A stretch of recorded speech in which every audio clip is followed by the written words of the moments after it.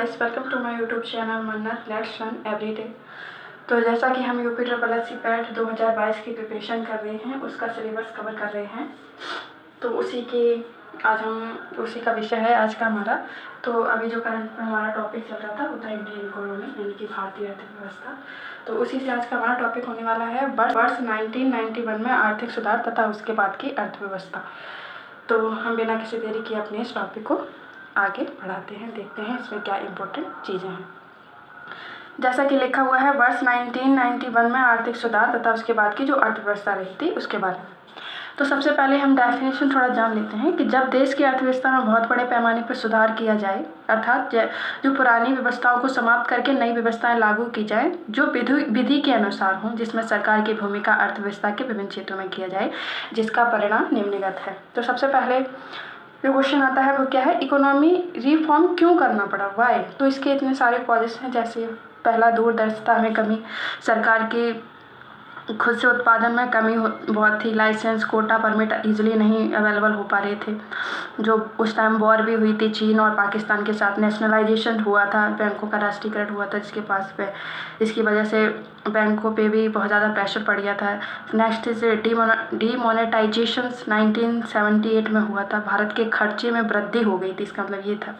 Next था कि उसी टाइम हमारे जो देश में गरीबी भी बहुत बढ़ गई थी। तो इसके रिजल्ट्स क्या क्या हुए थे, अब हम इसके रिजल्ट देखते हैं। तो रिजल्ट हुआ था जो फिजिकल डेफिसिटी थी, राजकोष की जो घाटा था उसमें वृद्धि हो गई थी, बैलेंस ऑफ पेमेंट बिगड़ गया था हमारा, यानी कि भुगतान शेष जो रह जाते हैं दूसरे देशों वो उनकी मतलब पूरा नहीं किया जा पा रहा था, पेमेंट नहीं हो पा रही थी। जैसे बड़े किसी देश से कोई सामान मंगाया गया हो तो उसके जो टाइम पे पेमेंट होती थी वो टाइम से नहीं हो पा रही थी। नेक्स्ट है इन्फ्लेमेशन, मतलब हमारी इन्फ्लेशन जो हमारी महंगाई थी देश में वो भी बहुत बढ़ गई थी और उद्योगों का खराब प्रदर्शन हो रहा था उस टाइम। जब ये सब हुआ तो उस समय पीएम कौन थे, जो पीएम थे PV Narasimha Rao, and finance minister कौन थे, तो वो मनमोहन सिंह थे। तो इसके बाद जो हमारे भारत ने IMF से पैसा लिया, इंटरनेशनल मॉनेटरी फंड इसकी फुल फॉर्म होती है। तो IMF की कंडीशन क्या क्या थी, उनकी कंडीशन थी IMF की कि जो विनिमय दर होता है एक्सचेंज रेट वो कम किया जाए, आयात शुल्क में कमी की जाए और लाइसेंस समान रहे, सरकारी व्यय ज़्यादा हो। तो भारत ने IMF की ये सारी जो कंडीशन थी उनको मान लिया था। तो भारत ने IMF की सिफारिश को लागू करने के लिए भारतीय अर्थव्यवस्था में बहुत बड़े संरचनात्मक की अवस्था थी और इस संरचनात्मक बदलाव को ही आर्थिक सुधार कहा गया था। इसी सुधार को ही राव मनमोहन मॉडल भी कहा गया है और इसमें जो नीति हुई थी वो LPG नीति थी, 1991 में ही हुई थी। तो ये नीति कौन सी थी, लिबरलाइजेशन यानी कि उदारीकरण, जिसके मतलब होता है लाइसेंस नीति की समाप्ति हो गई थी। पे फॉर प्राइवेटाइजेशन, निजीकरण यानी कि सार्वजनिक क्षेत्रों में विनिवेश करना, और G फॉर ग्लोबलाइजेशन, वैश्वीकरण यानी कि अन्य देशों से लेन देन। तो भारत में 3 बार मुद्रा का अवमूल्यन हुआ था, पहला 1949, 1966 और 1991।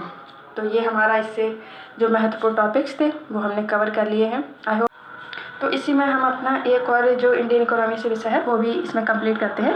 या इसमें पूछा गया है, उसमें था 1991 के पश्चात जो सुधार हुए थे अर्थव्यवस्था में, अब इसमें है 2014 के पश्चात अर्थव्यवस्था में सुधार।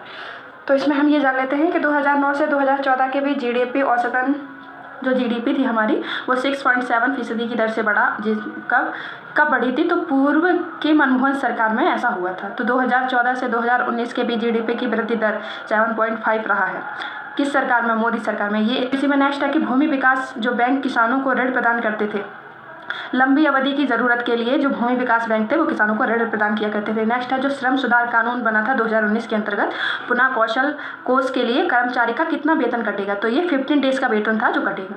नेक्स्ट है श्रम सुधार कानून 2019 के अंतर्गत महिलाओं का वेतन पुरुषों के वेतन का कितना होगा, तो ये बोला गया था कि पुरुषों के बराबर ही होगा। नेक्स्ट है श्रम सुधार कानून 2019 के अंतर्गत ओवर टाइम करने के लिए वेतन का प्रावधान क्या था, तो जो अगर ओवर टाइम कोई करेगा तो वेतन का प्रावधान 2 गुना था। नेक्स्ट है भूमि सुधार क्या है, तो ये स्टेट लिस्ट में आता है, जो भूमि सुधार है वो हमारा राज्य सूची में आता है। इसी में नेक्स्ट है कि श्रम सुधार कानून 2019 के अंतर्गत हड़ताल पर जाने के लिए जो स्ट्राइक्स होती थी, जाने से पहले सूचित करना आवश्यक है। कितने दिन पहले सूचित करना आवश्यक है?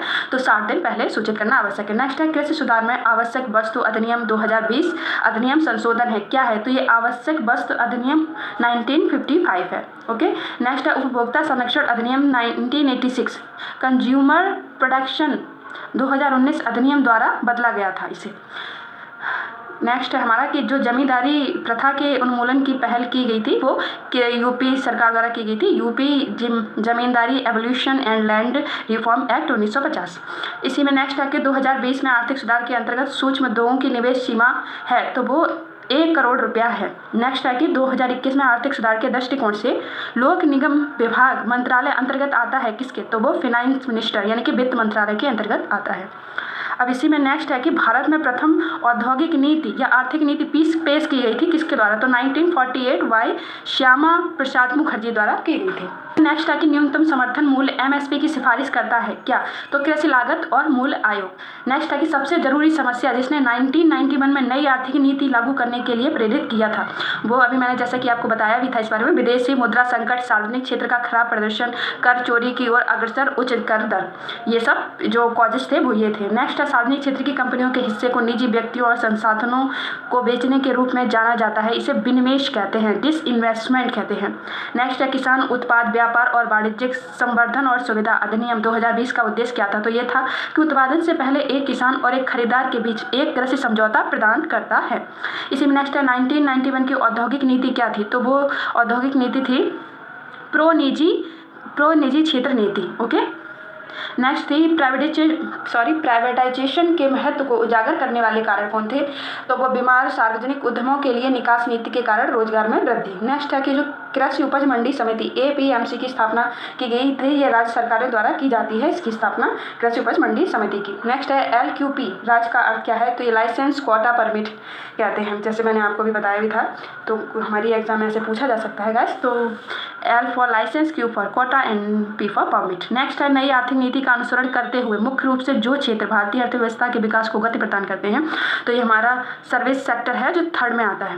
नेक्स्ट है निकाय जो गन्ने के उचित और लाभकारी मूल्य को मंजूरी देता है वो आर्थिक मामलों की कैबिनेट समिति है जो क्या करता है, जो वो निकाय है जो गन्ने के उचित लाभकारी मूल्य को मंजूरी देता है। नेक्स्ट है कि घरेलू अर्थव्यवस्था को विश्व अर्थव्यवस्था के साथ एकीकृत करना क्या कहलाता है? तो इसे ग्लोबलाइजेशन कहते हैं, यानी कि वैश्वीकरण इसे हम कहते हैं। नेक्स्ट है कि भूमि सुधार के दायरे में शामिल नहीं है, तो किसानों को आवास ऋण देना ये भूमि सुधार के दायरे में शामिल नहीं किया जाता है। इसी में नेक्स्ट है कि भारत में पहली बार उदारीकृत औद्योगिक नीति की घोषणा की गई थी वर्ष 1991 में की गई थी। नेक्स्ट है 1991 में औद्योगिक क्षेत्र के विनियमन के समय उद्योग सार्वजनिक क्षेत्र के लिए आरक्षित क्षेत्र थे, तो वो 2 थे, एक रेलवे और एक परमाणु ऊर्जा था। ओके। तो यहाँ पे हमारे दोनों 1991 के बाद की अर्थव्यवस्था के सुधार और 2014 के पश्चात अर्थव्यवस्था के सुधार, ये हमारा चैप्टर यहाँ पे कंप्लीट होता है।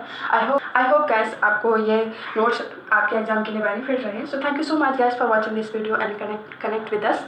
और हमारी वीडियो को लाइक करना प्लीज़ गाइस ना भूलें, और हमारे चैनल को अगर अभी तक सब्सक्राइब नहीं किया है तो प्लीज़ सब्सक्राइब कर लीजिए। Thank you so much guys for watching this video.